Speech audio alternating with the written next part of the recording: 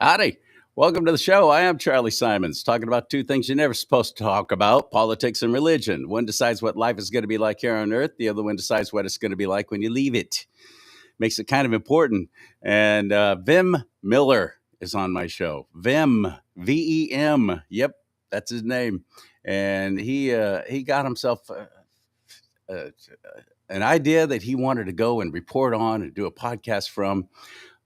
The big Trump rally when he came to California. They'd been pushing and trying so hard to get him to come out to California, and he went to Coachella, which is in Southern California, and did a rally there. It was huge, one of the biggest rallies he's done, and definitely the biggest in California. It was exciting. I wish I could have gone. I wanted to be there as well. I've seen him speak before. I've been to some of the rallies. There's really nothing else like it in the world. Vim was there. Vim got in some trouble. Vim got on the radar of the Riverside County Sheriff's Department, and the rest is history. The guy who's running for governor of California, who announced, is Chad Bianco, Sheriff Bianco, Riverside County. Has been the golden boy. I mean, like right out of the gate, everybody's been, oh my goodness, this is it. This is the guy. We're getting behind him. The California GOP is all excited about Chad Bianco. He was at the convention that I was at just, what was that, about 3 weeks ago now in Sacramento. Sheriff Bianco was there. Got to meet him. He agreed to be on the show. Haven't heard yet anything back from him or his people yet. And after the show today, I probably won't. Just be real honest with you. My friend Kim Yeager from the Take Back Your Power show down in San Diego, she's got a show coming up this week with the two Leos, Leo Naranjo and Leo Zaki, both Republicans running for California State Governor, and Sheriff Chad Bianco. That's going to be interesting because I especially know that Leo Naranjo is going to really go after Sheriff Bianco about this whole, this for one thing, which I got to tell you, it really bothered me. I thought it was a very poor choice. I was surprised that he did it. I was disappointed. And this was all in summer of 2020 when Sheriff Bianco took a knee during a BLM protest. Did you see it? Everybody's talked about it, but that doesn't mean everybody has actually seen it, because all the talk show hosts I've seen talk about it, go on and on and on about it, but they never actually show it. Watch this.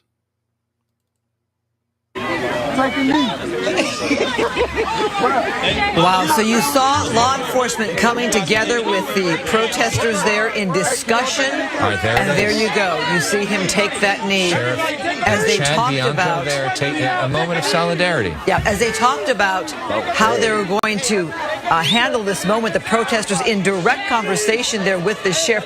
Just soak this moment in for a second. Riverside County, look at all the law enforcement officers there that have... Sheriff takes a knee during a BLM protest. Supposed to be upholding the law, supposed to be telling these people, yeah, you can't be doing this and you can't be doing the violence here. But I'm going to go ahead and show solidarity with you. The media is pathetic through all this. Here we go. Taken a knee, as organizers are getting everybody there to take a knee.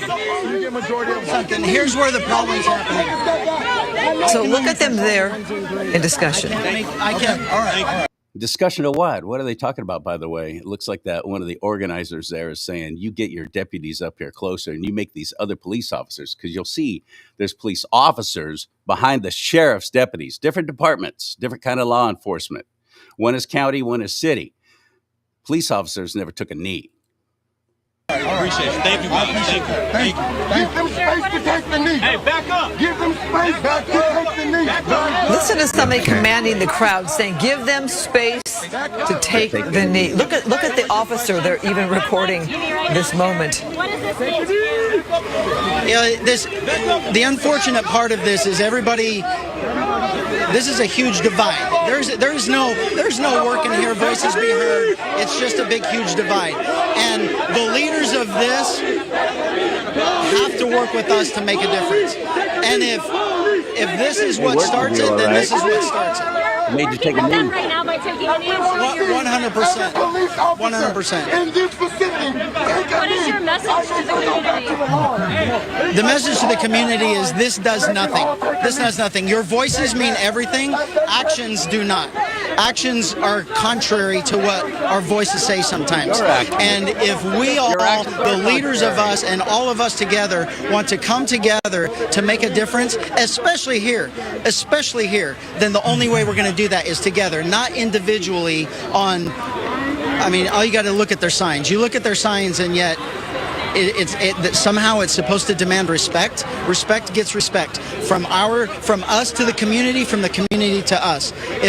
Did you see any of the signs, by the way, during the protest? A lot of filthy language, and demands, and we're going to destroy you, we're going to tear you down, we're going to burn you up unless you do what? They never made that clear. If it has to start right here in the middle of the intersection, then it does. Sheriff Bianco, what change would you like to see, not only in this community, but in the nation? It's about relationship. It's about everybody says that everybody else is wrong. Why can't we all work to make something better? It's just about me telling you you're wrong or you telling me I'm wrong.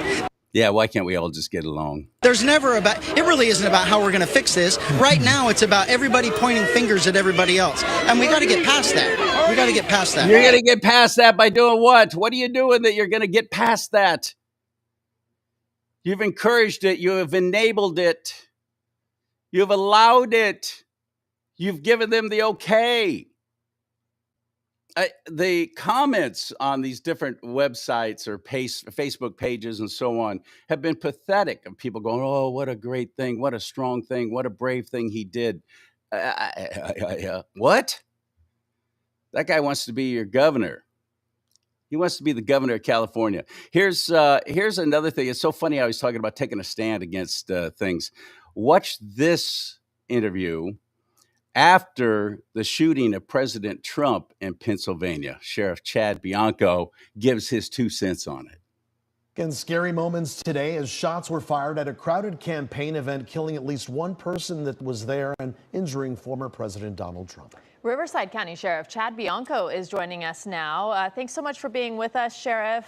First of all, we just would like to get your thoughts on the events that unfolded today, both as a very vocal Trump supporter and as a member of law enforcement. Yeah, thank you for having me on. I appreciate the opportunity.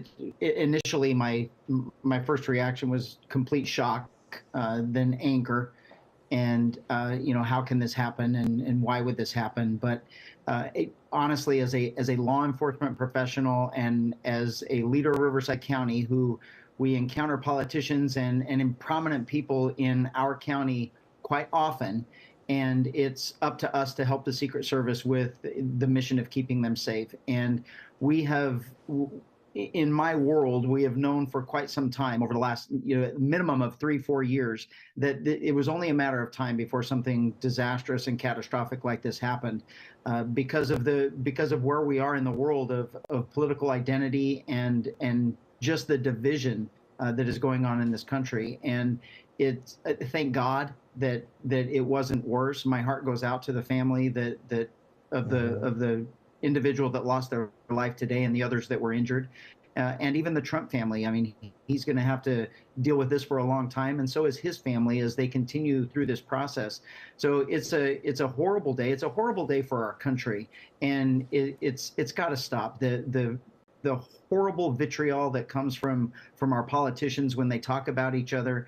I heard yesterday that President Biden said that Trump has to be in the crosshairs. Well, how does he think that some crazy person is going to take that? And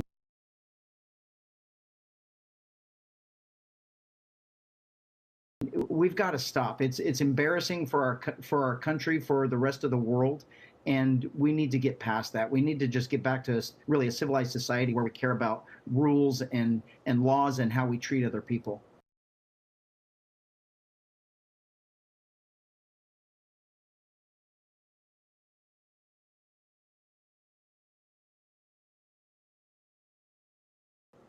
And Sheriff, it's coming from both sides, right? You were saying that when it came to the Democrats saying that President Trump would be a threat to democracy, but then the Republicans saying that President Biden is the worst president, or that he's tanked the economy. It really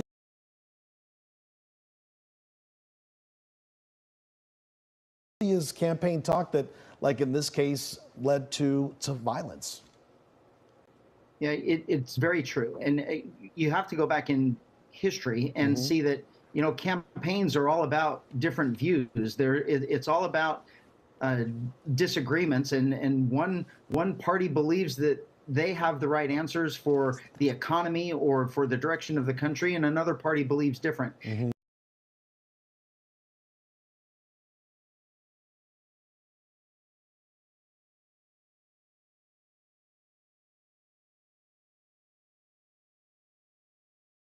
And we have never, up until the last 3 or 4 years, maybe even a little bit longer than that, it might even go back to 10 years. It's crazy. Our election cycles, we all despise our election cycles because of the hate and the division that comes from it. I mean, there's no longer that part about we don't talk about religion or politics. That's kind of out the window because we're identified by our politics, and we brand people, you know, a bad person because of a political opinion, and it's horrible.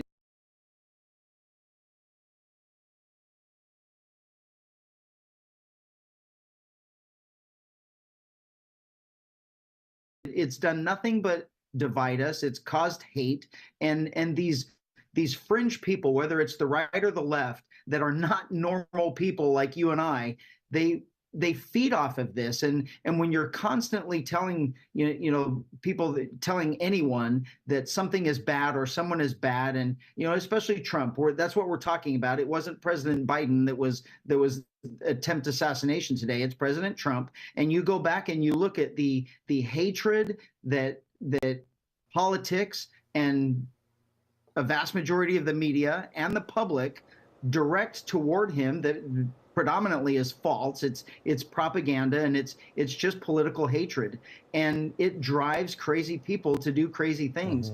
And we're better than that. We're better as people than that.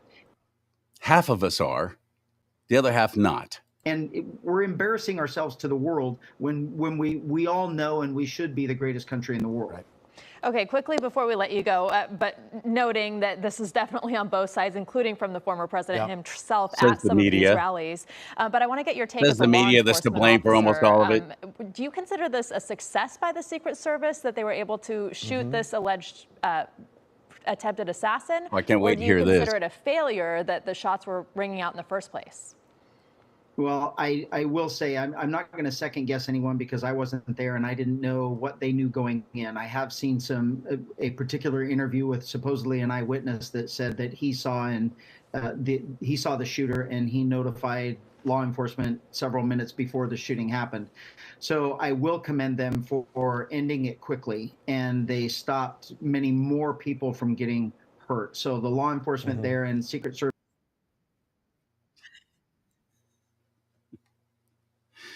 The last thing the Secret Service did was a fantastic job. Okay, I can't take this guy anymore. I got some more stuff I want to throw out there from Sheriff Bianco, but I want to get you into the mix. Hello, Vim Miller. How you doing, Charlie? Thanks for having me on your show here.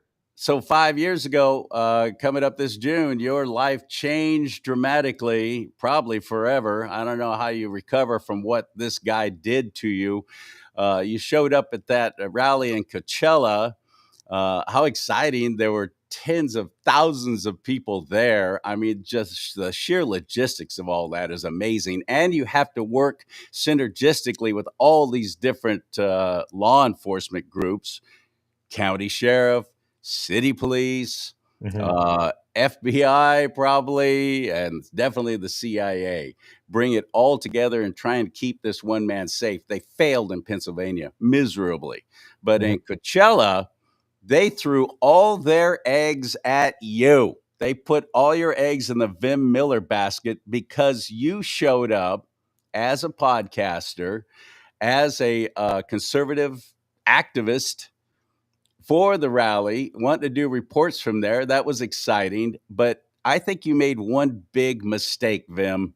and that was actually telling them that you had weapons in your vehicle. Why did you do that? Yeah, so did this happen in a little bit more than 6 months ago? And I just want to clarify, in this instance, I wasn't necessarily going to do media at the Coachella rally. I was more with the election approaching. This was My apologies. I said 5 years ago. My apologies. no worries, no Five, worries. 5 months ago, 6 months ago.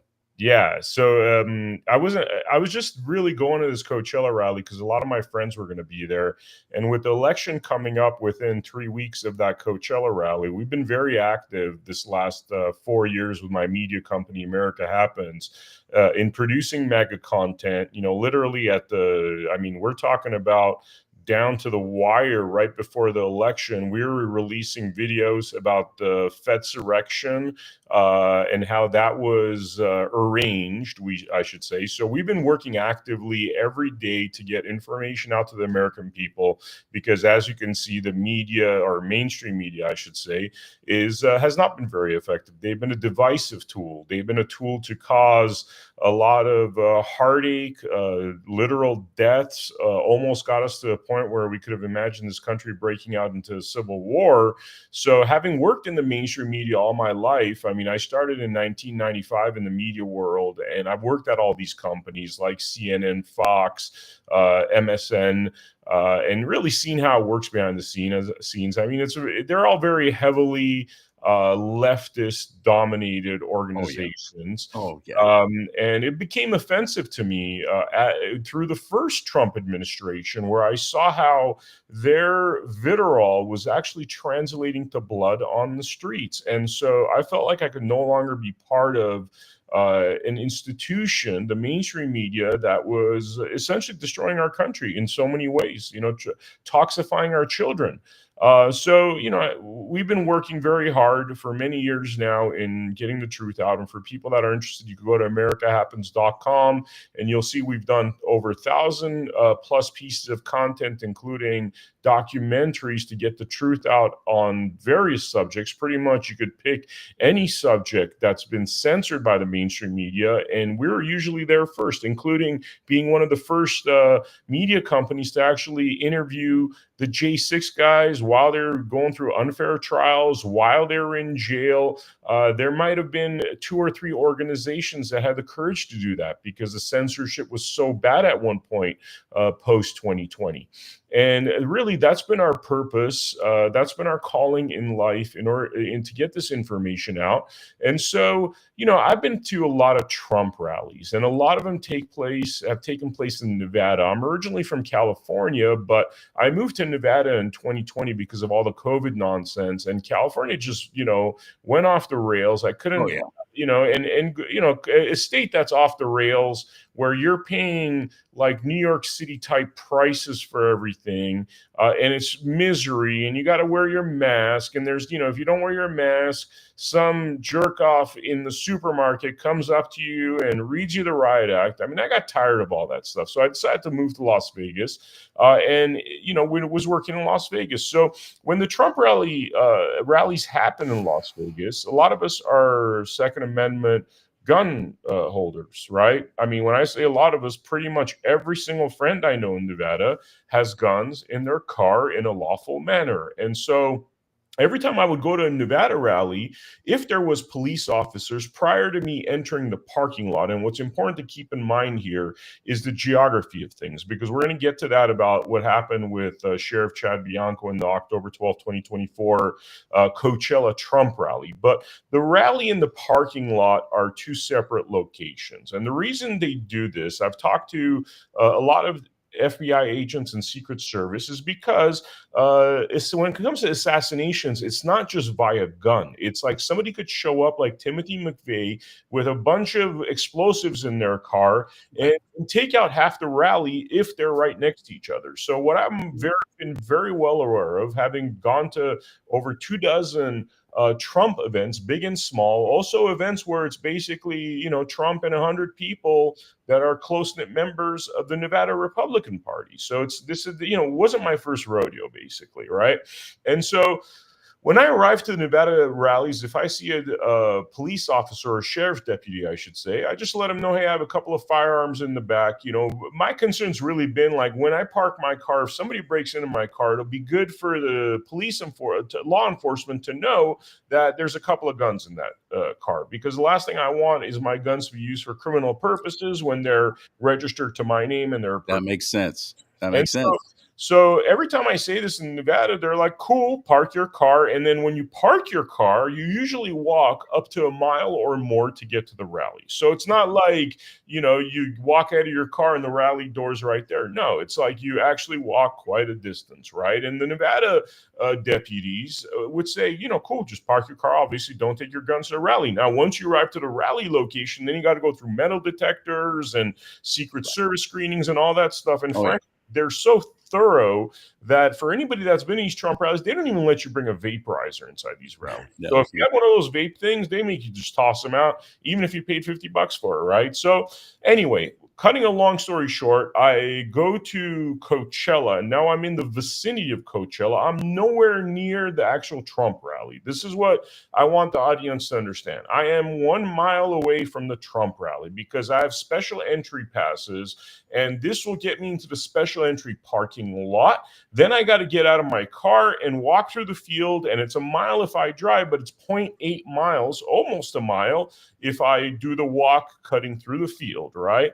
So this has been my pattern in practice in the past. So when I get there, I don't even attempt to enter the parking lot. And this is another very important detail to keep in mind, because the way Sheriff Chad Bianco ultimately made it sound like was that I was trying to enter a Trump rally with guns. And that is simply categorically untrue. And I have the audio evidence to prove it. And I reference, go to my website, vemmiller.com, which is right there next to my name. Check out the 12-minute preview of the Third Assassin documentary feature film, and you will see that I was basically, I was the one that drove up to a deputy. You hear this deputy come close to me when I wave him over. You know, as he's talking, his audio is getting louder. It was on audio, obviously. And I say, you know, hey, I'm, you know, Vem Miller. I'm with the Nevada Republican Party. I'm a Trump team leader in Nevada. I ran for office in 2022. And my concern here, CharLee, is really, I want to give this man the information he needs in order to feel that I'm a safe person, because I'm very easy to find on social media. And it's very easy to decipher my history, that I'm, you know, I've been involved with helping the Trump campaign, that I ran for office, that I run essentially a MAGA leaning entity in America happens, right? So very easy to find. This is why I'm giving him this information, because my biggest fear in that moment is, because of these assassination attempts and security issues, they're going to tell me to make a U-turn, and I'm going to make a very sad 4-hour drive back home to Las Vegas. That was my biggest worry. Right. I even offer for them to hold on to my guns, because I want to give them a sense of security. And if I'm saying, hey, dude, you could hold on to my guns too, I mean, plus you know, I ran for office and all this stuff. So anyway, he tells me to pull over to the cul-de-sac, or the alcove, actually, I should say. I pull over to the alcove. 2 minutes later, another sheriff's deputy comes up to me, and he has no clue about the conversation I've had with the other deputy. He says, what are you doing here? Well, I repeat the same information. So this is the second time I repeated it. And again, this is on the audio. Well, 2 minutes later, that deputy comes back to my car, tells me to exit, tells me to put my hands behind my back. He puts me in handcuffs. I say, why are you putting me in handcuffs? He says, for my own safety and protection, which I thought that was ludicrous on its own, because it was very clear that these firearms were in the back of my SUV. They were nowhere near me. And there's a law that's all about the distance. I think it's hands reach or something. Well, you know, unless I have like a 12-foot long arm, I can't reach the back of the SUV. All right. So I'm the one disclosing all this information.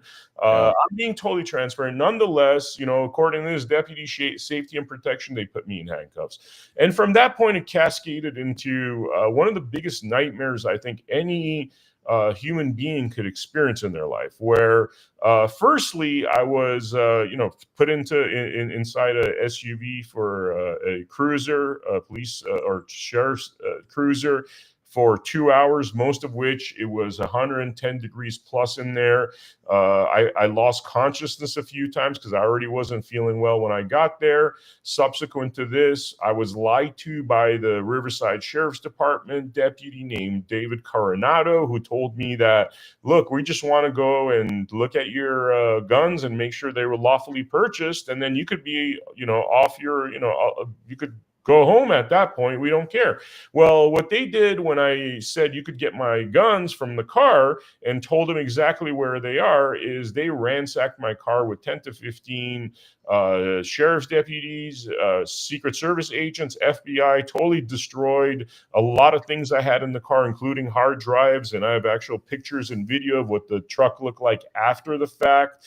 And obviously they didn't find anything, but nonetheless, they still took me to jail. I spent about 5 hours in jail. I was released at 1:30 a.m. on October 13. And that morning of October 13 is when the reports started to come out. And categorically, everything of legal substance they said was completely false. Firstly, let's roll that. Let's roll that right now, because Sure. Sheriff Bianco, who had already obviously decided he was going to announce that he was going to run for governor, ran right to the podium. We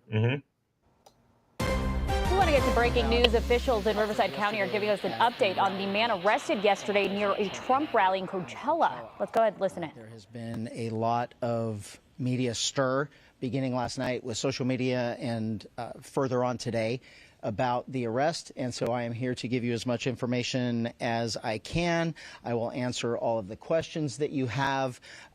Keep in mind that the information that I'm going to give you may not be all of the information that I have, but because of what we're doing and because of the investigation that will obviously continue concerning this, there are some things that I cannot give you, or that I will not give you, but I will do everything I can to answer your questions. Okay. All right. So to begin with, yesterday afternoon, before former President Trump arrived to the rally, we made contact with an individual on the inner perimeter of our operation at the rally.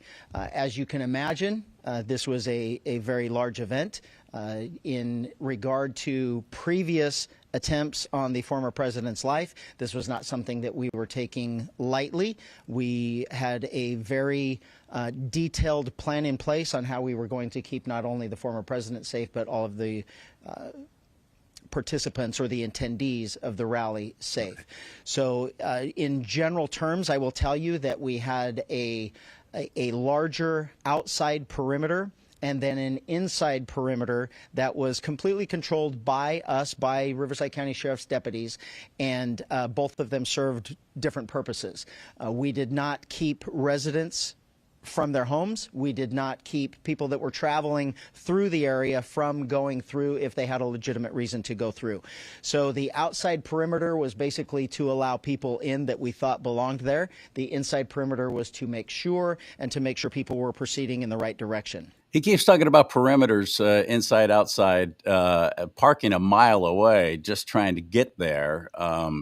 It sounds to me like you're the one that initiated contact with the sheriff's deputy. I don't know, but we'll get clarity on that. But were you within the inside perimeter that he's talking about? No, the inside perimeter. So there was one a street where you got to basically go into to actually get to the entrance of the private parking lot, which I believe is one of the perimeters he's talking about, which was one of the inside perimeters.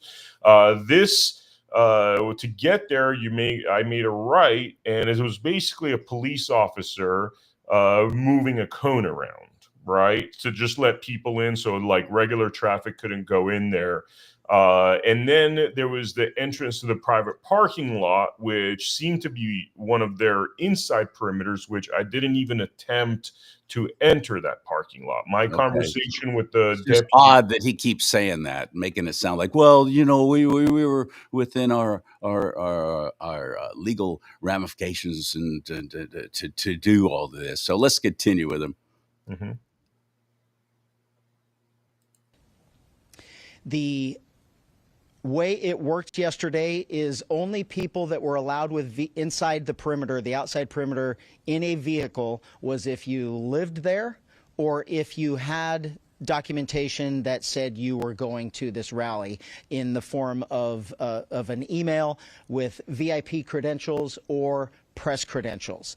Those vehicles were allowed in. There were no other vehicles allowed. Which you had those. Outside perimeter are the, I will give you his name. The name that we have, and I'm going to put an asterisk by it as I explain this later, but we have his name as Vem, V-E-M, Miller, M-I-L-L-E-R, and his birth date is 10/26 of 1974. Why is that important? And the reason why I gave it to you like that is I will explain later. Okay. You know, if you pause, one of the things I want to point out here, it's interesting that the mainstream media, when it was the first two real assassination attempts, they didn't even mention the person's name. They tried to cover it up with popping sounds. You're right.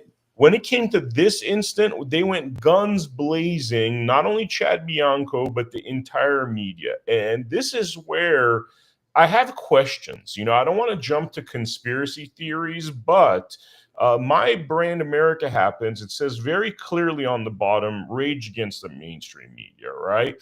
We clearly do work that the mainstream media won't because they're a propaganda bunch of hacks, right? Yep. So why was this false assassination hoax? And by the way, the few good publications in this country, one of them being National File, which is run by Noel Fritsch, who released the Ashley Biden diaries and took a lot of grief for having done that because there's not many real companies that do media and press. Well, it took him and I know him, I'm familiar with Noel. It took him a couple of minutes to find out there was no bail. Everything was nonsense. There was no information that indicated that I'm an assassin. But everybody else, Fox, ABC, MSN, everyone in the world, like literally every single major outlet in the entire world ran with this third assassin hoax without even looking to find anything that would indicate that there was anything true to what Chad Bianco is saying, which tells you the sorry state of our media, which, felt very much like a hit against somebody that's an anti-mainstream media guy. I'm sure a lot of these outlets and the individuals that support them aren't happy that we released documentaries like Bundy versus Deep State about the Clive and Bundy Rand standoff and how our own government via BLM, meaning Bureau of Land Management, is destroying the American rancher by stealing their land unlawfully using bullying and murderous tactics, So I don't think they're very happy we do this kind of work. So, and the other two assassination, those who attempted the assassination were flaming lefty nutbags. Yeah. And they love that story of crazy MAGA guy. He's a lunatic, gun-carrying lunatic. And what they did really, Chad Bianco, who claims he's pro-2A, is he started a fear-based culture on law-abiding gun owners. And in fact, whereas I felt very comfortable before having the guns in the back of my truck, today, or my SUV, I should say, today, I feel like a lot of the time I second guess myself because of the ludicrous nature of what happened. So, he claims he's MAGA, he claims he's pro-constitution, he calls himself a constitutional sheriff. Well, actions mean more than words. So this press conference continues. The outside perimeter gave all indications that he belonged there, that he was that he was a participant that was allowed to get into VIP. Because you were. Mm-hmm. Yep. I've been to those rallies and I know about the email. And yes, I had to show proof of that as well to get in when I went to the one in Minden, Nevada. For the record, I got 4 verifiable emails. They didn't just send me one. They accidentally sent me 4 special entry passes. And I could prove that as well. And a press corps, and so he was allowed through that outer perimeter. As he got to the inside perimeter, where deputies were conducting obviously a more thorough evaluation of the vehicles that were coming in, there were many irregularities that popped up. The deputy noticed that the interior of the vehicle was in quite disarray. Can I say something there? So absolutely, of course. That's, I mean, literally everything you're going to hear from this man's mouth is lie. So my car was not in disarray. In fact, when the media finally did see my car, when we did a press conference launching our lawsuit against Chad Bianco and the Riverside Sheriff's Department, well, one of the media members came and he was shocked. He was like, "Oh, wow, is this your car?" My car that I was driving is a 2024 Kia, right? Kia SUV. The day before, and I have evidence of this as well, on October 11, I got a full car wash and clean that cost me $31, and I actually have that receipt. So everything is saying, he's trying to paint this picture, car in disarray, right? What does your mind think? You think of a guy driving the 1970s hoopty, dressed up like the Unabomber, crazy guy, Exactly. and then he's going to get into like passports and fake passports and fake IDs. Yeah, that's coming up. You're painting a picture of somebody that visually looks like a scary person, and it's all a lie. That's a crazy thing about all of this. The vehicle had an obviously fake license plate, and that fake license plate because you had a Nevada plate. He called that a fake license plate. No, what I had is I had basically applied and been approved for a DOT driving permit / license. And yes, that's a story behind that. If through one of my companies, I got what is a federal license in a DOT, so I could conduct business practices, but he wanted to stretch that into, now he gets into his sovereign citizen theory. That means I'm a lunatic sovereign citizen and all that kind of stuff. Did further investigation from our deputy into why the person was there and what he was doing. During that investigation, the deputy eventually found multiple passports with multiple names, multiple driver's license with different names. The vehicle was unregistered, and the license plate was unregistered in California. Unregistered in California because I had gotten the DOT federal. But you're a citizen of Nevada now. Mm-hmm. Of course, it wouldn't be unregistered. Again, suggesting, this guy's scofflaw. This guy is nothing but trouble. What we in law enforcement would recognize as one that is homemade and indicative of a group of individuals that claim to be sovereign citizens. And assuming the deputy assumes that he was part of that identifying group. Deputy assumed. So during the investigation, obviously those identification documents were found, in addition to a loaded handgun and a shotgun. If I could be clear here, just to address his IDs, because he's going to get more deeper into that later on, blatantly saying that I had fake IDs, fake passports. Right. What I tell people is you can learn a lot from the absence of things happening. So, for example, if I had fake passports, fake IDs, that's a federal felony. But the FBI and Secret Service didn't even want to interview me. I don't have any criminal charges about fake passports. And, people could search this right now. Fake passport. What happens if you got caught with a fake passport? Well, of course. Yeah. Okay. You got stopped for this reason, but now we're going to prosecute you because of these reasons. But if that were true, there's no way that they would hold back. Yeah, nothing happened. Nothing happened because it's all a lie. There was fake nothing. And he says, again, another lie was multiple driver's license. I didn't have multiple driver's license.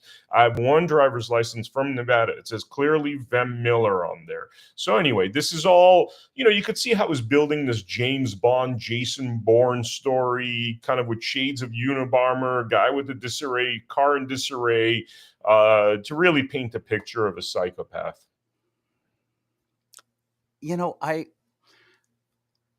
I align myself with law enforcement for the most part, but I've also been the victim of, I had a little scuffle when I was younger with a couple of sheriff's deputies.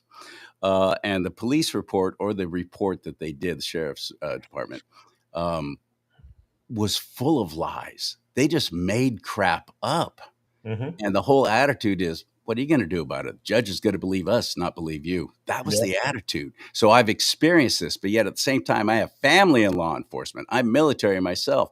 My cousin was an actual deputy at the Riverside San Bernardino Sheriff's Department, retired just a couple of years ago.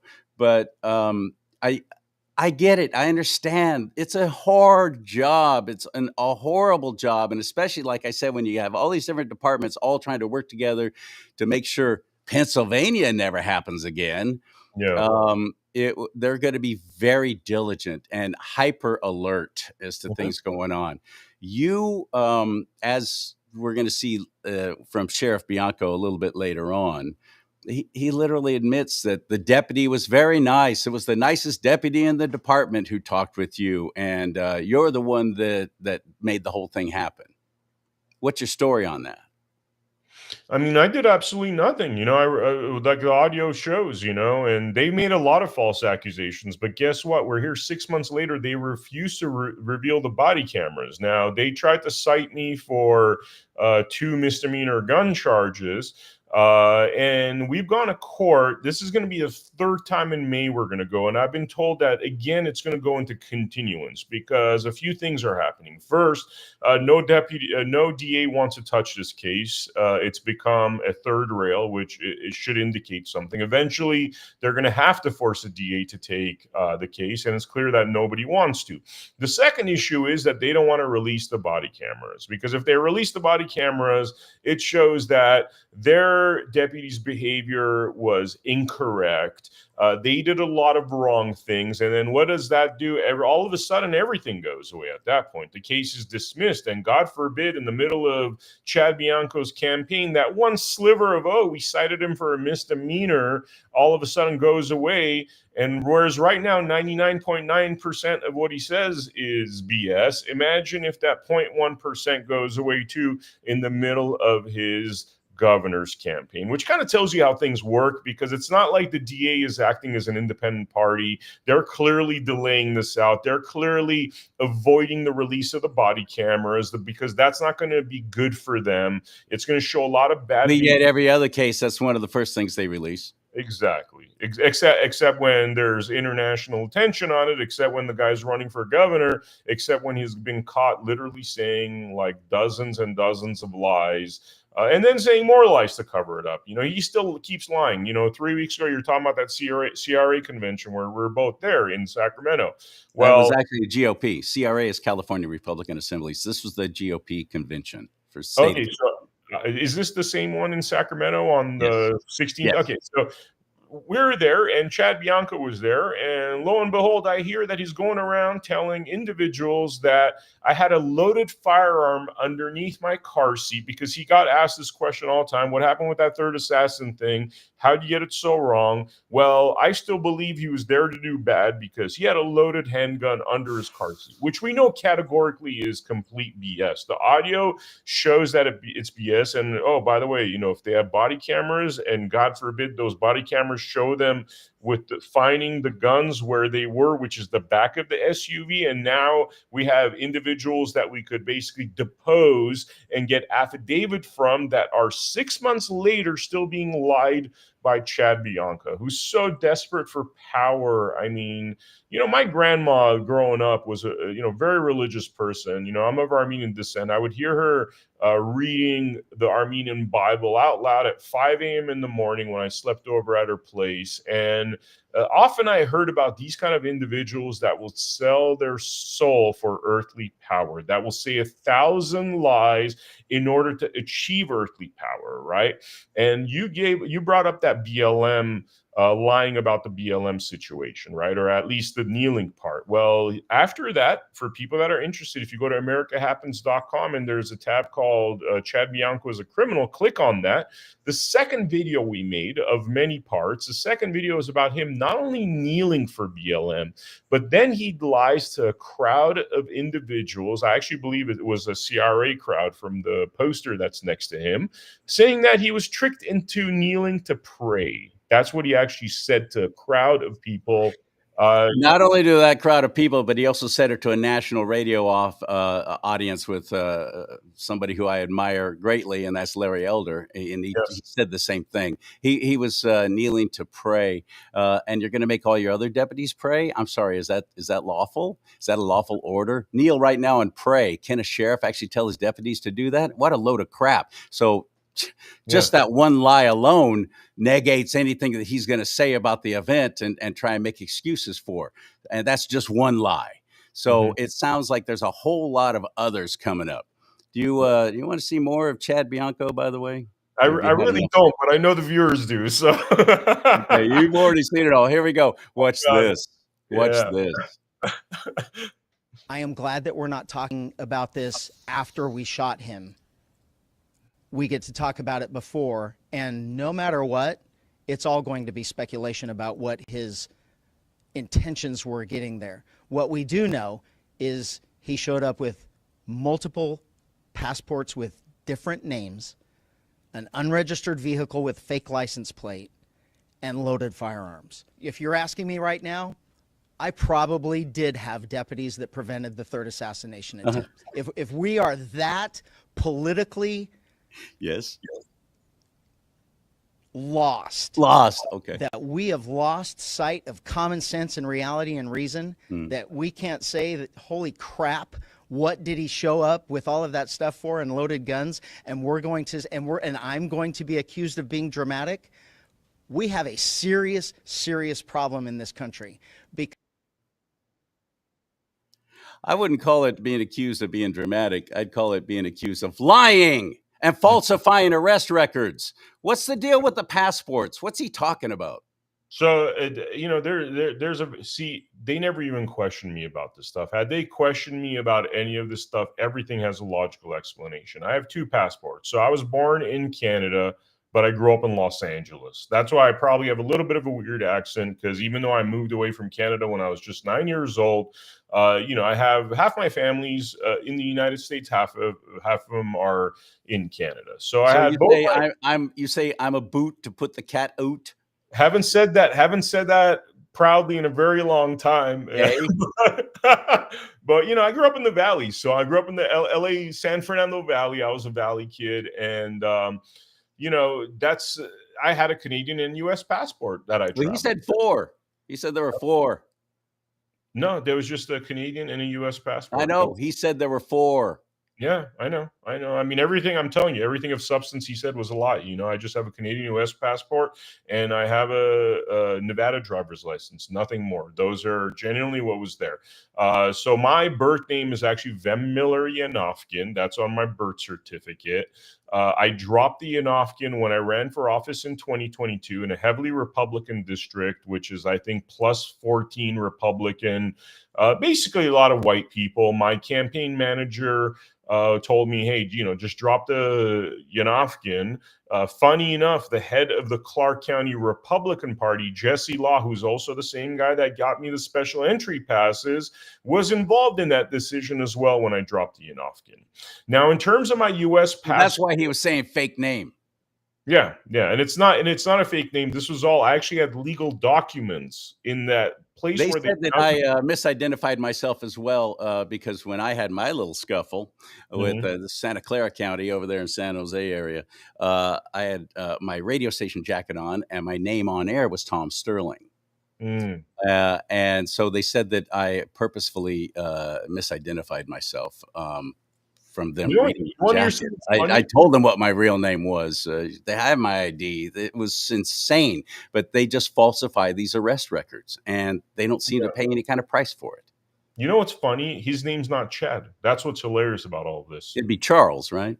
His real name is Johnny. He changed the Chad because back in the day, he just thought it didn't make him sound tough enough. He didn't think Johnny was a tough sounding name, so he changed his name to Chad. So I've never thought Chad was a tough sounding name, but okay, that's funny. I did not know that either. Wow. I mean, everything about his past is a lie, by the way. He says he came to Cal. I mean, I could go through a litany of things, because if you took out my story away, you said, okay, let's pretend this third assassin hoax never happened and the 1,000 lies he said as a subsequent result of it, right? If you just look at his past, Chad or Johnny Bianco, his past is a litany of lies. For example, he says he came to California to find his true love. What he forgets to mention is that he was actually married with 2 children when he came to California. And then he found his true love by having an affair and leaving his wife and children. And he doesn't mention that part, that he was actually married when he came to California. It's all been constructed, whether it's the changing the Johnny to the Chad or the lies about his past. Oh, by the way, for some people, this might not matter, but his brother Brett Bianco is a huge LGBTQ and trans advocate, a family court judge who has been accused of trafficking children using the CPS law system. He doesn't mention that part because, if he was such a family man, if he was such a moral person like he pretends to be, well, he should arrest his brother Brett, because his brother Brett is a horrible individual that destroys families. There's a litany of individuals, because I'm friends with these family law groups, that go and protest in Sacramento about these horrible family court judges, which, by the way, I don't even know why we have family court judges that don't have kids themselves. Why? And I have nothing against gay family court judges, but if that gay family court judge has children that he's adopted and understands the feeling of being a father and the attachment to children, then put him on the family court law bench. But this guy's not one of those. He's one of these pro-LGBTQ crazies that steals children from legitimate parents and then forces adoption to a lot of the LGBTQ community. This is Chad Bianco's brother that, by the way, came to California the same year Chad Bianco came, 1993.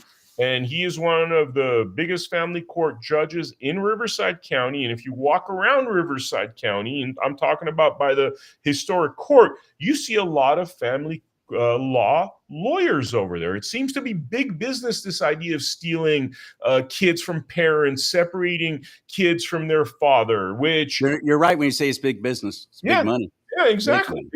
And this is the sort of person that Mr. Moral Sheriff should arrest, but you never hear him talking about his brother, Brett. You know who else I never hear talk about that? The California GOP. I don't get this love affair with Chad Bianco when we have some great candidates who are announcing and coming up the pipeline to run for governor. But no, they've put all their eggs in the Bianco basket. One more thing, Vem Miller, my guest here on Do Not Talk. And if you want to help this show, by the way, stay on the air. The best way to do it is help support it financially. GiveSendGo.com // Do Not Talk. That's GiveSendGo.com /Do Not Talk. Thank you for your consideration and for your help. Vem, let's watch one more thing. Go for it. Yep. The Riverside County Sheriff's Department says it thwarted a potential assassination attempt against former President Donald Trump on Saturday over the weekend. A man armed with several firearms and ammunition was arrested outside a Trump rally in Coachella. 49-year-old Vem Miller of Las Vegas says he's shocked by the allegations because he says he's a Trump supporter and he had the guns for his protection. And now Miller says he's considering a lawsuit against Riverside County. I hope so. Riverside County Sheriff Chad Bianco. He joins me now live with his reaction. Good to have you, Sheriff. Let me add to what I just said. Miller, he tells the LA Times this. Hey, by the way, did they actually contact you and request you to come on to give your side of the story during this interview? Eventually they did. This lady actually interviewed me a couple of times, and it's funny because what we're about to hear Chad Bianco say is that everybody threatens lawsuits. He said that within this interview. He's like, oh, everybody threatens lawsuits. And then, 3 days later, we had our first lawsuit filed against him.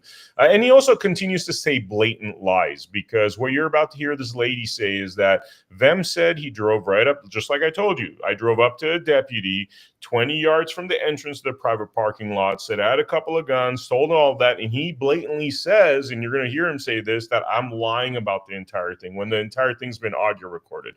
The way individuals like Chad Bianco operate is that they destroy evidence. And I have, by the way, many instances where he's destroyed evidence, so his narrative in trying to frame somebody or cause somebody harm is the one that survives. Had I not audio recorded this entire thing, we'd still be debating about what really happened, because these kind of individuals like Chad Bianco, power hungry, are pathological liars. Quote, everything they said about me is untrue, provably so. Unfortunately, he appears to have committed career suicide. And when he says he's referring to you. Sheriff, what's your reaction?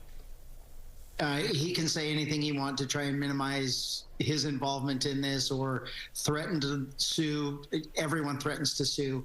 I'm not quite sure what he's going to sue about. He showed up to a Trump rally in a secondary checkpoint with an unregistered vehicle with fake license plates, multiple IDs, if you could pause it there, guns. everything he We just said arrested there is a him lie. for the Everything you just said. I know we've covered that, including the license. He keeps saying unregistered vehicle. He leaves out the part in California.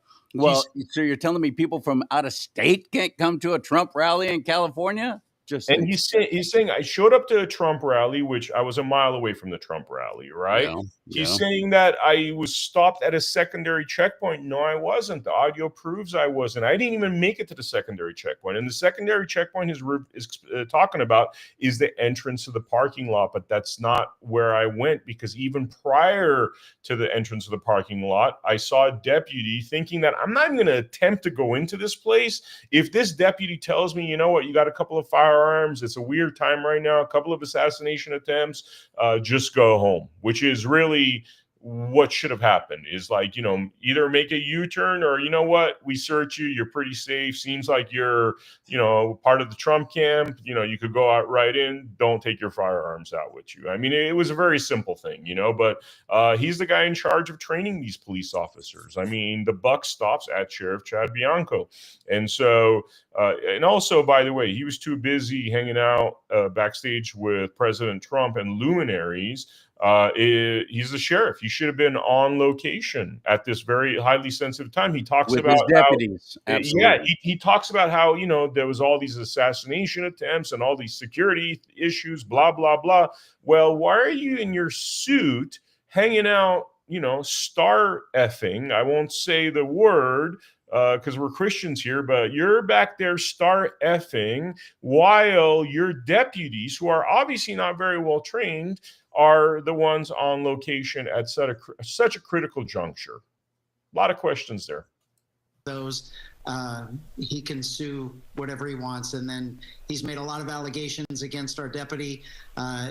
Thankfully for us, and we have I'm very proud of our deputies, but this one in particular is probably one of the nicest men you'll ever meet in your life. He's a fine young man, and he's going to have a hard time proving how rude he was if he wants to get in court and see how he was treated. That's You never claimed that first deputy you contacted was rude. And not at all. He told you to go over to the side to park over on another area. By the way, they're making it sound like you were literally at the front gate, as you said earlier. You weren't. You were still in your vehicle. He made you pull over to the side, and then some other deputy comes up and gets all in your face. You never claimed that he was rude.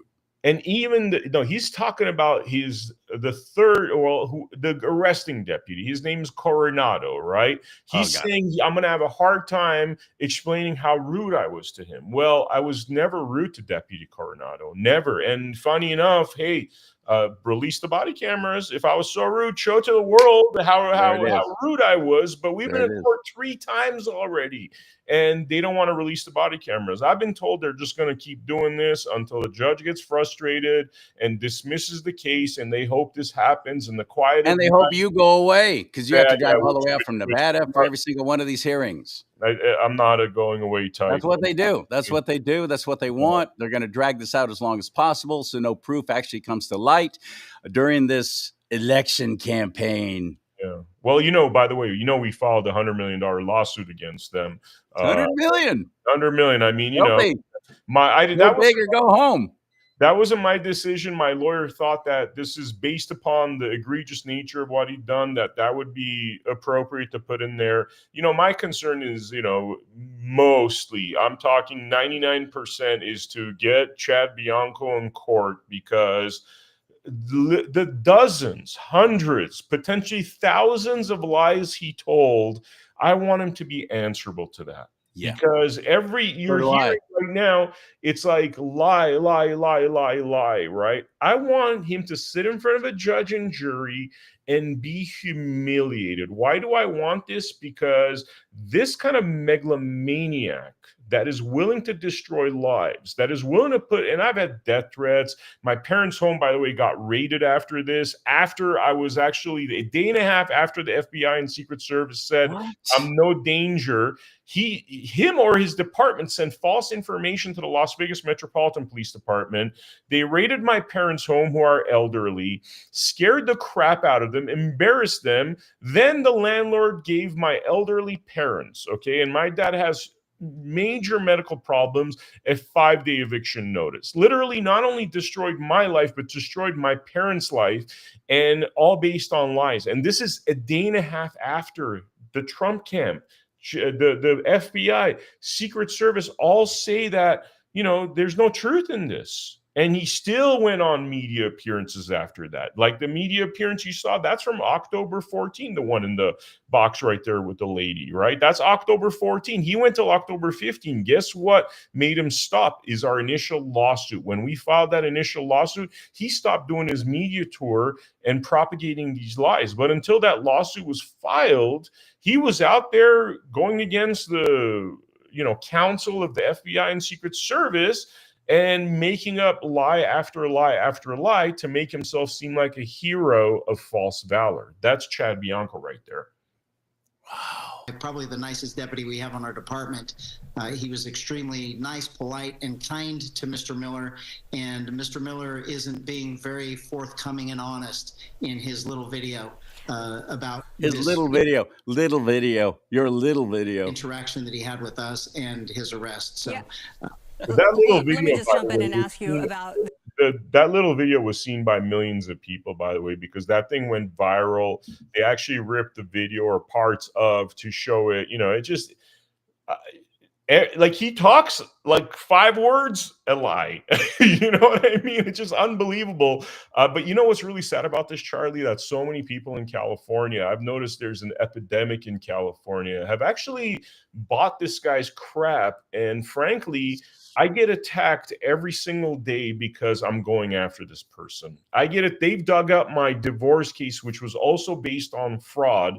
And it's obvious that it was based on fraud, to say, oh, look over here, his wife is saying terrible things about him in a divorce, because that's the best they could find. You know, I have 30 years of experience in the field of media. I've been in music videos as a director. I've worked with record labels, TV networks, a place that is, by the way, ripe with people getting, you know, accusations of sexual harassment, people doing wrong things. And I've not even had one accusation. But of course, in my divorce, my ex-wife said a lot of bad things about me. And that's an ex-wife saying bad things about their ex. Imagine that. So that is the kind of stuff that they're posting in defense of Bianco. By the way, ignoring the pile of stuff this high. And I'm saying, you take Van Miller out of the equation. You take the third assassin hoax out of the equation. Let's talk about the 60+ deaths in his prison. Let's talk about the fact that he exceeds the prison death average by 200 to 400%, meaning there's 2 times to 4 times more deaths in his prisons than anywhere else. And for anyone who doesn't know, it's the sheriff's department that handles prisons. Exactly. And he's the coroner too, by the way. Yeah, coroner too. Yeah. Which is very convenient. Very convenient. Yeah, very convenient. Power, you know? They died from what? No, it was COVID. Yeah. It was a shanking. No, it was COVID. Yeah. Do you want to see any more or explain any more of what Bianco says here? Have we seen enough?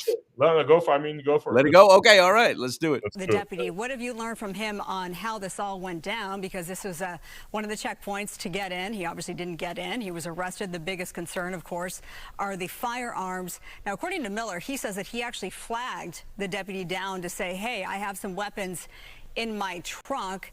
If that was in fact the case, that doesn't seem like something that an assassin would do, is to highlight weapons that they brought. Great question. It's not the truth. I mean, it's this nice little version of events that that makes him look good or paints him in a lighter picture. But the reality is, I will give him credit. He was not. He was forthcoming with the deputy when he asked him questions. He was not combative in any way. He was cooperative and he answered truthfully. Stop 1 sec. Of You course. just heard him say I wasn't combative in any way. Like literally a minute before, he said, how's he going to explain the fact that he was so rude to the deputy? Like within a span of 1 minute, he can't even hold his story together, because either I was like combative, like he was saying before, that, you know, once we see these body cams, we're going to see how nasty I was to his deputy. And now he's saying I wasn't combative at all. You know what I mean? Like he can't even finish 60 seconds without contradicting himself. Somebody's asking over here, by the way, who do you think is a good choice for California governor? I mean, I'll be straight with you guys. Like a pile of dung would be better than this man. And I'm not saying that I'm not saying that like I'm going to go through his record right now, which I started. I mean, we could spread this out, but like other than the 60 prison death, other than the multiple pedophiles caught in his department, 2 or 3 of which killed themselves. Okay. And remember, he's the guy that's got to hire these individuals. Obviously, he has no capacity to hire them, right? When he started as sheriff, the budget was $236 million annual budget. This year, it's $1.15 billion. That means the budget is ballooned 5 times under Chad Bianco. Chad Bianco is making $600,000 this year. The first thing he did when he became sheriff is he gave himself a 27% raise. He also made the county buy him trucks with lifted gates and like all this stuff that I don't even understand, because I'm not even a car aficionado, but essentially $150,000 to $175,000 truck for himself. His executive staff, which is 10 individuals, all drive cars paid by the taxpayer that are worth over $100,000. He has a porno making cop in his department that has been aware is making OnlyFans porn on the side, named what's his name, Tinkler. We have video on him as well, by the way. This man is literally making OnlyFans porn with his wife on the side while employed under Chad Bianco, who's supposed to be the most moral sheriff, Christian guy out there. And Chad Bianco knew this man was making OnlyFans porn on the side with his wife and covered it up. I mean, I could go on. Like I've created a big list of things that, you know, forget the third assassin hoax. Just go through his actions over the last 6-7 years. I mean, the primary of which should be concerning to people is that the budget's ballooned 5 times to what it was due to egregious spending in toys and lawsuits, by the way. They've lost $75 million worth of lawsuits under Chad Bianco's watch for wrongful deaths, for defamation, for bad behavior of police. And this man that can't even run the sheriff department of Riverside now wants to run California. You know, what I say to people is I can't stand Newsom. I can't stand that man. I think Newsom is a bad person. I think Chad Bianco will make Newsom look like a rocket scientist and genius if you judge him by the work that he's already done in the last 6-7 years underneath the Riverside Sheriff's Department. I'm talking about fiscally, I'm talking about morally, I'm talking about lawfully. When you actually go through the receipts, as opposed to sit there and say, oh, I like what that man's saying, which is why everybody that's so desperate right now, because how Newsom's been bad, they want to cling on to the first guy that comes along that says the things they want to hear because they haven't heard it from Newsom in the last 2 terms. Well, do your research. Do your research. This man is a disaster. I'm not kidding when I say you're safer literally voting for a pile of crap, because that pile of crap is going to do less damage to California. But there are also some great candidates. And some of those individuals, we can name them, like Daniel. There are, and I will. Rick Grinnell, who I'm not a fan of, but he's a big, big talker, and a lot of people, and has the money to back up his own campaign. Also, Steve Hilton has made some noise. Leo Naranjo, who I mentioned earlier, Leo Zaki, I like him a lot. Daniel Mercury, I like him very much. And there's somebody I just found out yesterday that is about to announce, and I'm really excited about it. As far as I'm concerned, I think he's going to be the one. But I know who it is, by the way. Yeah. I know who it is. I know who it is. By the way, love that guy. There's 2 people that are about to announce. There's Grant Cardone. That's not who you're talking about, right? No. Okay, there's not Grant Cardone is another person, which again, any one of these people, when you guys learn, especially what we're about to drop in terms of all that list of stuff that I was saying before, we're about to release a video that just goes laundry list, bullet point, right? any one of these people is better than Chad Bianco. And Yeah. the gentleman that I think that you think is going to announce, which I'm aware of, I truly think that he is a great candidate, and he is a intelligent person. He's somebody that and I'm saying these things because I want to see if we're thinking about the same person without exposing this. He's somebody that's written a book. Okay, good. And he's taller than Chad Bianco. He's taller than Chad Bianco.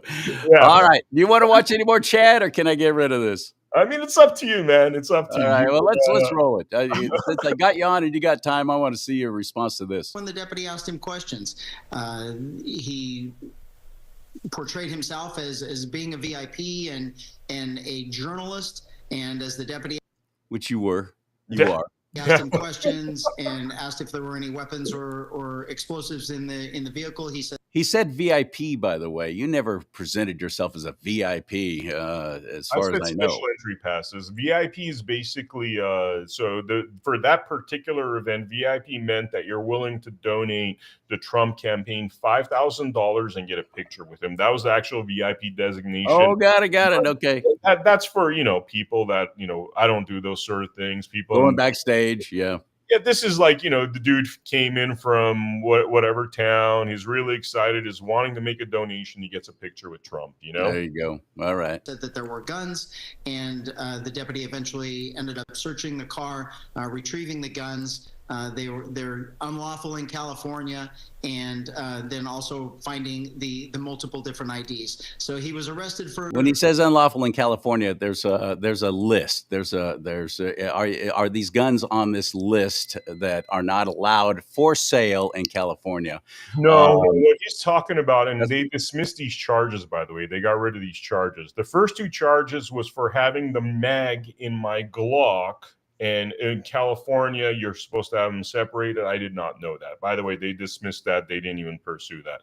The other thing was that I had 14 bullets in my Glock 19, or at least a 14 bullet mag. In California, which is standard. That's what comes with the gun. That's what comes with the gun. And in California, I guess they make 10 bullet mags. I don't know the situation. They have to make special ones. Glock does, and all the other manufacturers, because you can't hold more than 10 rounds in your semi-auto pistol. But it wasn't a California gun, and you're not from California. You came in from Nevada. Yep. This is crazy, and we're seeing this layer, the layers of onion are getting uglier and smellier. Possession of the firearms, and he was booked into jail.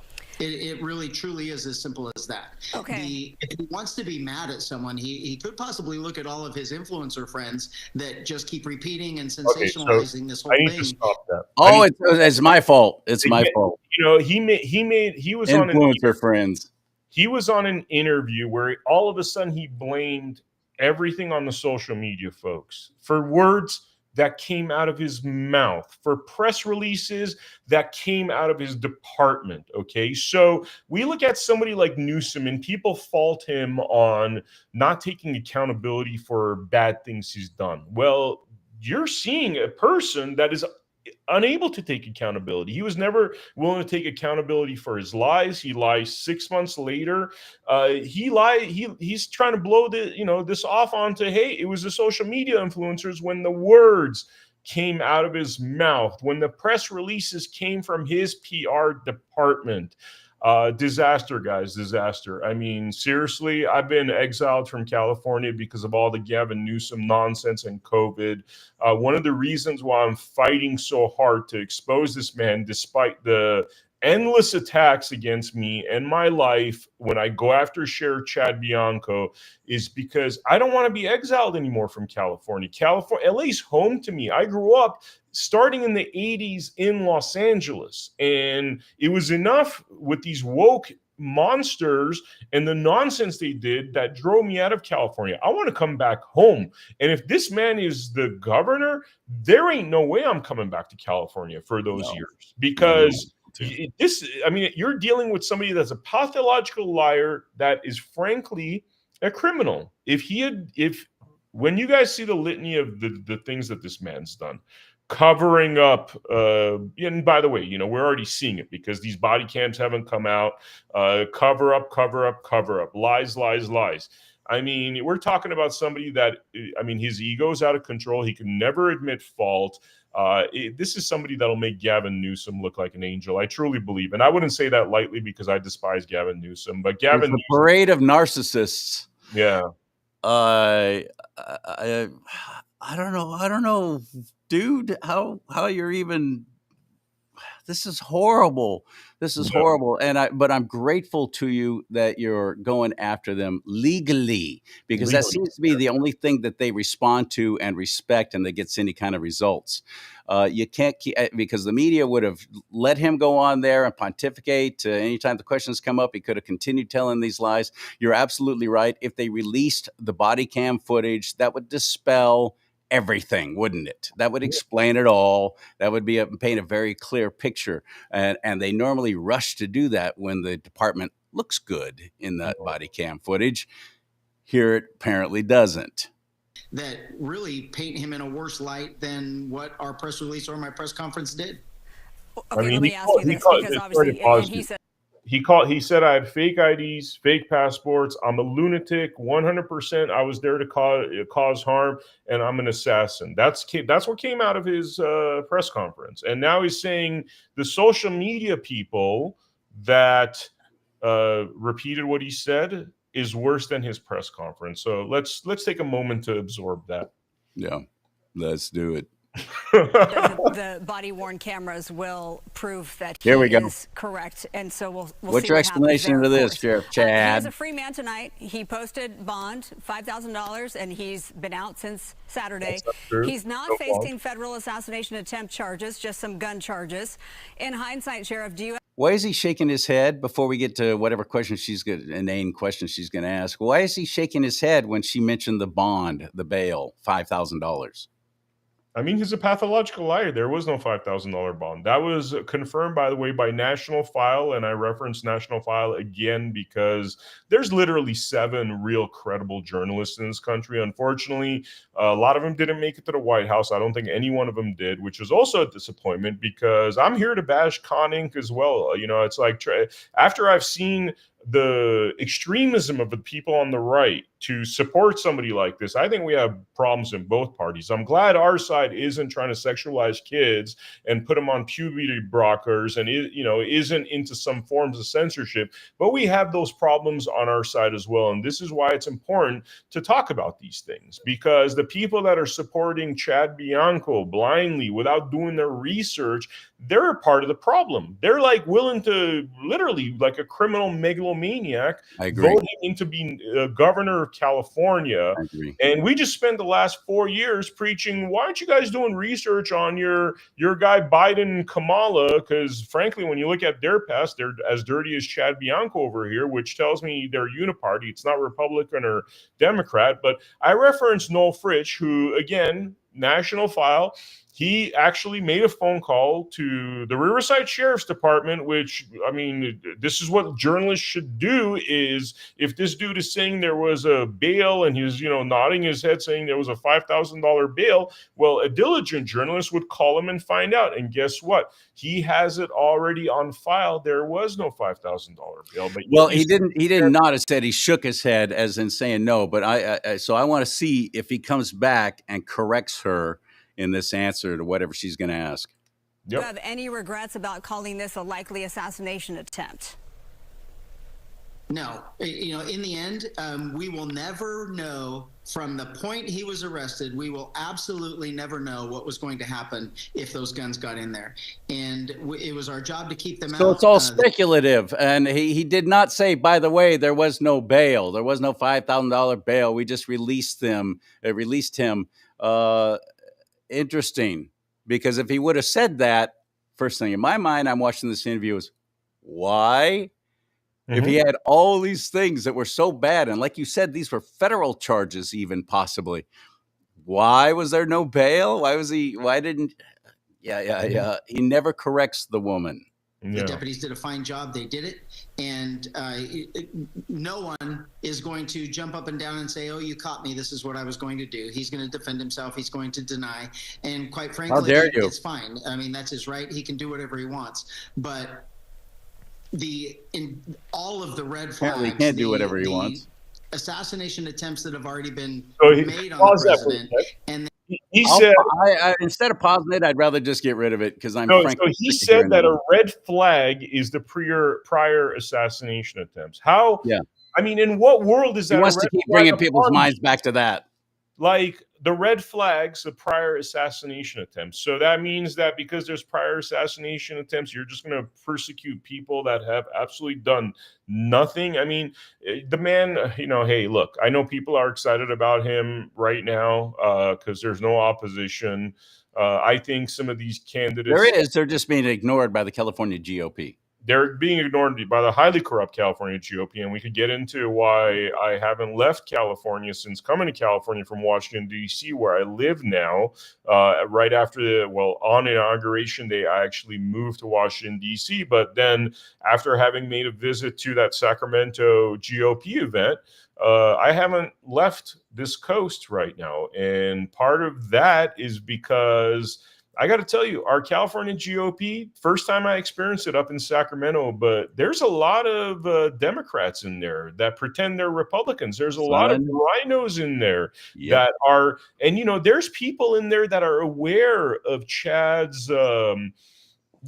crimes, the nonsense. And these people are just for power. They're willing to put somebody like that in power.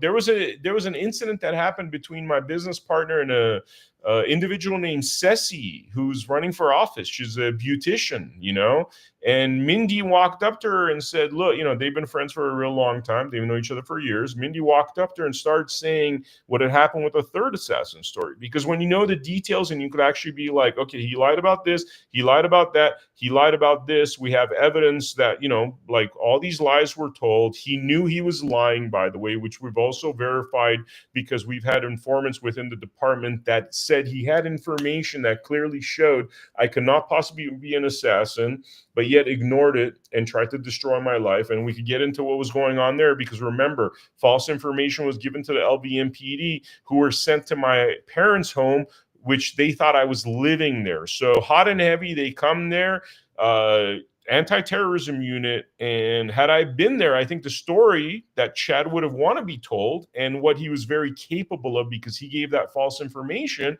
was that, this lunatic got gunned down in his parents' home because he reached for a water bottle. That would have been the story. It would have been nice shutdown story. He would have been the hero that, resulted in the death of the third assassin. Shows you what evil men like this, and I will use that word because he is an evil man. He is a demonic man. He's the kind of man that wants worldly powers that I learned from my grandmother when I was 5 years old, listening to her read the Armenian Bible. These are the evil men that will sell their souls for earthly powers. He was willing to make that happen. And I want people to understand the gravity of that. When a day and a half before the Secret Service and FBI and the Trump campaign say this guy's not an assassin, yet lo and behold, LVMPD, 5 p.m. on the 14th of October gets this information that I'm a assassin suspect, that I'm armed, and that I'm a sovereign citizen. And multiple strong, they show up to my parents' home thinking that's where I live because that's where I had my mail sent because doing the investigative journalism we do, I've had to put my address off file. We get Tourette's. You do have to, and we do, yes. Yeah. Death threats. And he was willing to harm my parents, elderly individuals, kill me off, I think, for power California governor. And that is the leading governor candidate for the Republican Party. Look, the good news is he has no chance in hell of winning. I think he started the race very early, which gives us plenty of runway to expose him.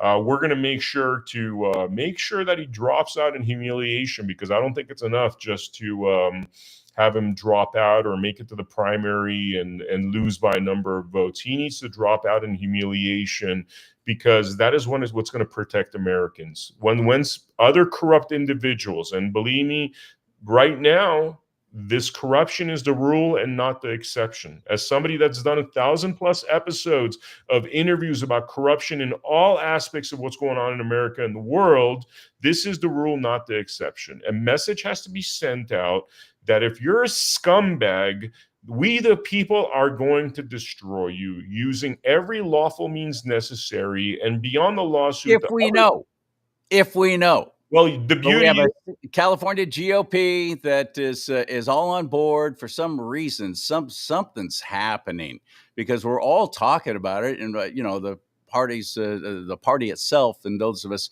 involved with central committees and CRA and so on. We're talking about this. Why is the California GOP suddenly all in on Bianco? I could tell you they're not even vetting. They're not even like doing a vetting process on it. Who's paying for this? What's the goal? I could tell you. It's very obvious. Please. Very obvious. The California GOP has been infiltrated by Democrats pretending to be Republicans. They're either rhinos or flat out Democrats. When you follow the money, and look, I have investigative journalists that altruistically spend a lot of time researching people. If you follow where Sheriff Chad Bianco is getting his money, who he's getting his money from, who those families are, who is motivating the GOP to push for Chad Bianco, you arrive at the same kind of people. They're either Democrats, they're rhinos, and or they want him in for corrupt reasons. You have a lot of construction people in there. You have a lot of truck stop owners, okay? Why are truck stops so relevant? Well, whether you're trafficking fake ballots or trafficking children or trafficking drugs, you need truck stops, okay? So why are there so many? Why is there an email memo that I have coming from Chad Bianco's assistant sheriff saying that deputies should seize an investigation on a potentially corrupt and criminal truck stop owner because he's going to be donating money to the next Chad Bianco campaign? Why do I have that physical email in my possession right now? Okay. It's because a bunch of criminals, just to lay it out for you, that are running their criminal operations, that have nefarious ideas, want this man to be in power, because you will be electing a criminal that will then make a lot of rich and powerful people richer and more powerful so they could do horribly corrupt things to us Californians. That's why they want him in there. And that's the power structure of the California GOP. I'm glad I asked that question. Mm-hmm. And when you were talking about truck stops, I'm like, truck stops. You're right. Yep. Traffic centers. Human trafficking centers and drugs. And what better way than, and I hope his funders are listening to this, because we've already identified 3 truck stop owners that are his major donors, including one that owns half the truck stops, Pilot and Flying J in California. Which, incidentally, by the way, before I got arrested for this whole third assassin hoax, the 5 days before that, I was given a tip about ballots being trafficked from Tacoma, Washington, to California, to New Mexico, Colorado, and Nevada. And they were originating from Tacoma, Washington. Guess what truck stops they were instructed were the only ones they could stop at? Flying J and Pilot. Guess what one of Bianco's main donors owns? All the Flying J and Pilot truck stops, guys. So let that sink in. I need people out there to spread this information. What I just told you, and this is going to be coming out in many forms, take this episode and show it to people, because I'm showing you the pieces of why corruption doesn't cease, right? Let me give you a completely foreign example of it. J6, we all know it's a Fedsurrection. And there's been these so-called freedom warriors within Congress that are like saying, we're going to expose what happened, but never do. You know why?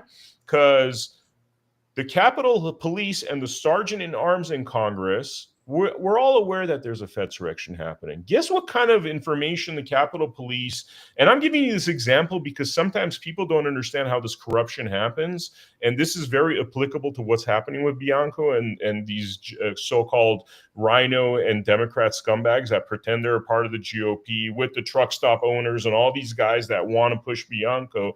Guess what the sergeant in arms in the Capitol Police know? They know the dirt of every person in Congress. So if there's a congressman cheating on his wife with some 22-year-old model, they know about it. And they were also part of the Fedsurrection, right? So when a congressperson that has the best motives and all that says, I'm going to go really expose what happened with January 6th and the Fedsurrection that it was, right? Imagine you get a call from the Capitol Police or the Sergeant at Arms say, well, you know what, you could do that, but remember that 22-year-old that you were having sex with?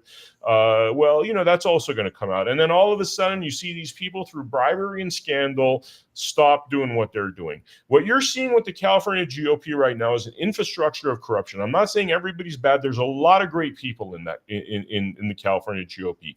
But why are the ones that are supporting Chad Bianco supporting him? I'll tell you, you follow the money, you will find corruption, you will find cover up like the truck driver examples I gave, and it's all about them. Chad Bianco gets out there, he says all the right things that he will never do. He will never do any of those things. Property taxes aren't going anywhere, guys. You know what I mean? Especially not in California if you can't convince the Democrats, okay? He could say all the nice things. He could say, you know, I'm going to give everybody $100,000, you know? We're going to print money. But, like, he can't do any of that. It's just work. Well, yeah, we saw that with Joe Biden as a great example about the forgiveness of student loans right before the election. What a load of crap. And knowing that there's no way that he could do that. This is what they do. And I'm done. I'm done. And I'm going to use and utilize what the Lord has blessed me with this platform to continue. As I said, what powers this show is Ephesians 5:11, be no part of the works of darkness, but instead even expose them. If nothing else, I can do that. Like you, I've been in the media my entire adult life. I've seen it dominated and controlled and powered by demonic people on the left. Not just bad, misguided, they're demonic. There's a reason why they do what they do. One of the biggest lies is by omission. And the only thing, because the majority of them, especially on the left and politicians, seem to be attorneys. So the only thing that they're going to respond to or that's going to stop them is legal action. You taking legal action against Chad Bianco and the Riverside County Sheriff's Department is fantastic. So I pray for your safety. I pray for the safety of your family. Your parents, please tell me things turned out okay for them. Are they still in their home? What happened with them? They had to move out of their house. It was a whole mess. So eventually we got them settled in a new house. Generally, you know, they're pretty traumatized by it. There's other legal action coming, by the way, because this wasn't just the Riverside Sheriff's Department. It's also what happened in Nevada, and I'm fine with coming on at a later time and talking about that when it occurs. You know, my mom's a fighter. My dad's a fighter. You know, my dad is. Both of them have very heavy accents because while I was born, you know, in this side of the world, they were actually born in the Near East or Middle East as Armenians who actually were driven out of their lands because of the Armenian genocide, which is the Christian genocide, right? Right. My father, you know, both tough people. I mean, they went through wars. They went through civil wars.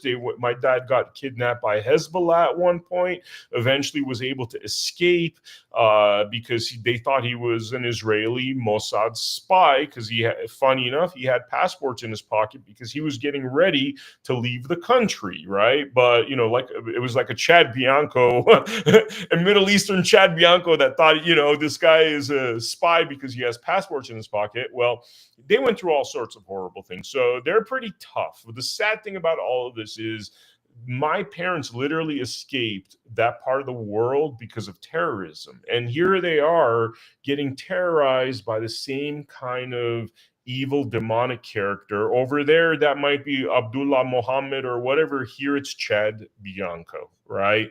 And that is a scary thing. That is a scary thing that my parents worked so hard and left where they grew up. And made a life here, which, by the way, you and I know how to speak proper English. They got accents. That was a second language to them. It was hard for them to, but they did it for their own safety and protection. And over now in this country, you have these kind of demonic individuals like Chad Bianco, that want to use the same kind of tactics as what we call terrorists over there. So I just need that for people, for it to sink in, for them to understand why I am fighting so hard. Because not only am I a man on a mission against Chad Bianco for what he did to me, what he did to my parents, but the bigger meaning of all of this, that this kind of tyranny that we say, oh, only exists over there. No. That is now the rule here, not the exception. And this is why we have to fight our asses off to dismantle the entire picture that makes a Chad Bianco possible, because Chad Biancos don't exist in a vacuum. They exist because they have corrupt DAs behind them, corrupt funders like truck stop owners that like to keep their power intact and don't want people asking questions about what's going through their truck stops. That entire infrastructure needs to be dismantled for us to really get this country back in line. Amen. This can't be cheap. Attorneys want to get paid, whether you get paid or not. This is not a personal injury thing. You don't have an ambulance chaser. This is a huge deal. How can we help? If you go to vemmiller.com, there's a big donate tab. Like you, CharLee, I have a Give, Send, Go page set up. Please donate, support. I'll tell you, I'm a very determined, resourceful individual. Money is not going to stop me from going after Bianco, but I do need to raise about $100,000. I've raised about $1,600 thus far. I do believe that we will get to that point somehow, some way. But that is my biggest challenge right now. So anybody, even if you could donate $1, it will be greatly appreciated. And I'm gonna, between now and election day, like, this fight's not going to stop. This is a daily war for me, a daily battle. Every single day I'm doing work to expose Chad Bianco. My goal is really to have him out of the race by the end of this year. So we could actually, because look, I truly believe that the people that are supporting him, they've created the diversionary candidate. This man has no chance of winning California. But by the way, the individual that you and I are thinking about, he has a chance of winning California. A Grant Cardone could win California. I think many of the candidates that are currently running could win California. But the bad guys that are funding Chad Bianco, that are the ones that have tried to raise him as, like, through the GOP or whatever, that he's such a great candidate, they know he's a loser. And now what does a loser do? Loser takes away votes from a much better winner. You see the problem? Because it's not about letting this get to the vote. It's not about letting it get to the primary. It's about stopping this man way before the primary even happens. So whatever he's going to peel off, right now he's polling at 11%. That 11%, or could go to any other candidate, and that could be the winning margin that candidate needs to actually end up as the final two in there, as opposed to having two Democrats. So that is something that is urgent. And yes, the more my fight is funded, the more time I could dedicate to this. And believe me, I'm a very Christian man, and I go 18 hours a day when it's necessary. And I get a supply of energy from God because I believe I'm in the righteous fight. So all people have to do is go on my social media daily. Not Vem Miller. It's just my name with an NOT in front of it on X, or Vem Miller on Instagram, or our Rumble channel, America Happens, which you could access all of this either from americahappens.com or vemmiller.com. And you'll see every day we're working through this. And the more I have to work with, the more I could amplify this very necessary voice. And we will take down Chad Bianco. I think we're going to take him down before the end of the year, lawfully speaking, and have him exit this race. So then some of these wonderful candidates could get that 10, 11% that he's sucking up by his presence in this race. Right. Man. Brother, keep fighting the good fight, and thank you for being there. I'm sorry all that happened to you. I wish it wouldn't. I wish none of this had happened. I wish he would have done the right thing. I wish he wouldn't have gone on a smear campaign. I wish he wouldn't continue to lie. Why don't you just say, yeah, we screwed up. You know what? I'm going to look into it, and I gotta make sure that this never happens again. No. You're right. He doesn't and won't, and continues throwing lies out there. I was kneeling to pray. Oh my goodness. Now you brought God into the lie. Not smart. So VemMiller.com, VemMiller.com. Thank you, my friend. Thank you so much, Charlie. Thank you for having me on your show, and I appreciate the viewers for showing up to this. Thank you for your support. I do too, and he's right. He mentioned this earlier. Share this. It's very important that people see this. It's very important that, if nothing else, before you make a decision who you want to vote for governor come 28, make sure it's an informed decision. Even if it does turn out being, if at the very final moment, and and no matter what comes out or has been exposed, Chad Bianco is the candidate, I'm not going to vote for anything with a D after its name. I don't care what it is, but I will probably have to vote for him for governor. But I think, just based on what I've learned now and what I've heard, he's not who he says he is. There you go. Do what you want with that information. I'm CharLee Simons. And I got a new website now, too, by the way, CharLeeSimons.com, CharLeeSimons, CharLeeSimons.com, and GiveSendGo, GiveSendGo.com/DoNotTalk. But frankly, instead of helping me, I'd rather you help Vim now, VemMiller.com. Throw some money his way. Get involved with this legal battle. Clear his name, if nothing else. You'd want that. If this was happening to you, have you put yourself in that spot? How would I react? What would my life be like? What would go on? What would I do? Would I just roll over? Would I be begging people to help, please, help in this fight? Because he's being targeted by very powerful forces, very powerful people who want to see him shut up and go away. And he's right about that raid on his parents' home in Nevada. I think because they, as he said, they thought he lived there. That was freaky and creepy. May God bless you and keep you. May God bless America. But most importantly, America bless God.